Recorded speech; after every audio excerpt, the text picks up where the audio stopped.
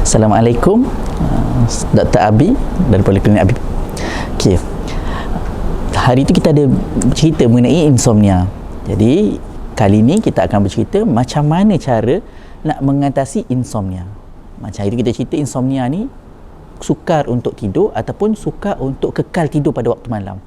Mungkin kita tidur tu payah nak tidur tu satu dah payah, bila dah tidur terjaga pula payah nak tidur balik ataupun tak tidur langsung. Jadi benda ni berlaku dan dia dipanggil insomnia lah. Jadi 8 cara untuk kita mengatasi masalah insomnia. Okey, antara 8 ni 7 ni kita boleh buat sendiri. Okey, yang pertama kita kekalkan waktu tidur, jadual tidur kita. Maksudnya setiap hari tu pukul 11 kita tidur ataupun pukul 10 kita tidur, kita buat benda tu jadi habit kita setiap hari. Jangan hari ni tidur pukul 2, esok tidur pukul 1, lepas tu hari tidur pukul 9 pula. Kan kita berubah-ubah waktu tidur kita. Jadi bila kita buat macam tu, biological clock kita, jam waktu jam badan kita ni, dia tak boleh nak tahu yang mana waktu tidur yang sebenar ni. Jadi bila kita dah tetapkan pukul 10 setiap malam kita tidur, pukul 5 pagi kita akan bangun. Jadi bila dia dah biasa tu, dia akan tahu waktu mana kita patut tidur dan dia tak akan terjaga-jagalah. So itu yang pertama. Yang kedua, kita kekal aktif. Yang kekal aktif ni kita kena bersenam. Kita kena bersenam kerap setiap hari lah. Maksudnya bukan setiap hari, 3 kali seminggu paling kurang. So bila kita exercise, kita dah guna energi kita, jadi malam kita akan dah seletih, kita lagi senang nak tidur, lagi nyenyak kita tidur. Tu yang kedua. Yang ketiga, kita kena periksa ubat-ubatan yang kita ambil. Ada setengah ubat yang kita makan tu mungkin side effect dia boleh menyebabkan insomnia. Contoh macam ubat yang bagi tumpuan, ubat-ubat yang special lah biasanya, tapi kita tak tahu, mungkin ada setengah ubat yang kita makan ataupun setengah suplemen yang kita makan menyebabkan insomnia. Jadi caranya mungkin kita akan beritahu pada doktor yang merawat kita, doktor, sejak saya makan ubat ni, saya jadi tak boleh nak tidur ataupun susah nak tidur, kan? Jadi mungkin doktor tu, memang ubat ni ada side effect insomnia, jadi mungkin boleh tukar pada ubat yang lain. Okey, itu yang poin yang ketiga. Poin yang keempat adalah kurangkan waktu tidur siang.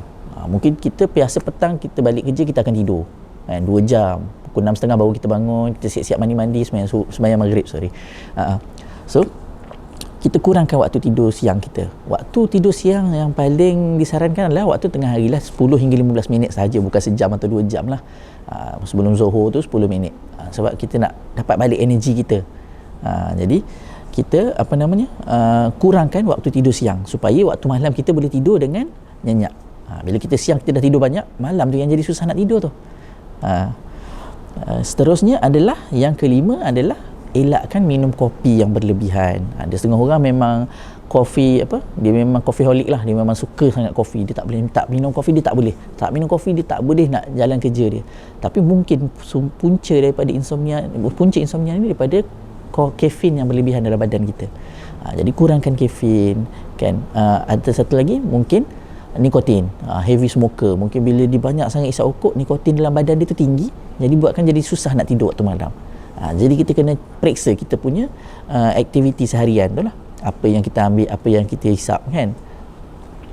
Yang keenam adalah jangan tahan sakit. Maksudnya kalau kita ada sakit belakang, biasanya orang sakit belakang, sakit pinggang, sakit kat mana-mana, jadi malam tu dia nak tidur tak boleh nak tidur sebabkan rasa sakit tu. Jadi macam mana cara nak kurang sakit ni? Kena ambil painkiller lah.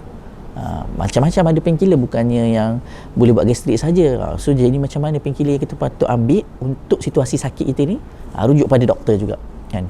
Ubat mana yang sesuai untuk saya makan waktu malam, sebab sakit ni saya tak boleh nak tidur malam, belakang tu sakit sangat, jadi tak boleh nak tidur waktu malam. Yang seterusnya adalah elakkan makan makanan yang berat dan berlebihan pada waktu nak tidur. Avoid, maksudnya kita jangan makan tu pukul 10.30 tu baru nak makan malam, hanya 2 pinggan makan, perut penuh, jadi nak tidur pun payah. Ini adalah punca-punca yang buat jadi insomnia lah. Jadi bila kita elakkan makan berat waktu malam, kita kalau nak snacking pun light snacking je, dan makan pun makan makanan yang sihat saja. Jangan makan yang macam kopi, jangan makan yang manis-manis, kita elakkan makanan-makanan macam ni lah.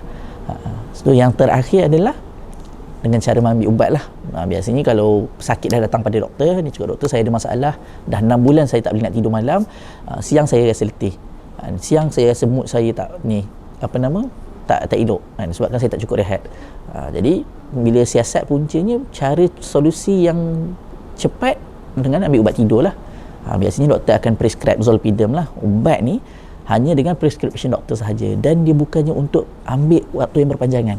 Sebab itu penyelesaian jangka masa pendek. Maksudnya bila kita tahu kita ada insomnia, kita kena tahu apa punca insomnia kita.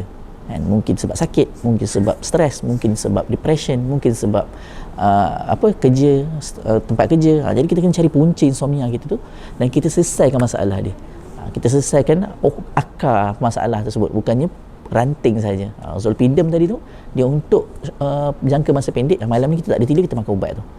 Sebab bila kita ambil ubat zolpidem ni secara berpanjangan, dia akan jadi withdrawal symptom nanti. Jadi masalah lain pula. Soalan apa-apa pun sekalipun, rujuk pada doktor kita sekiranya kita ada masalah insomnia. Okey, itu sahaja perkongsian saya pada kali ini. Terima kasih.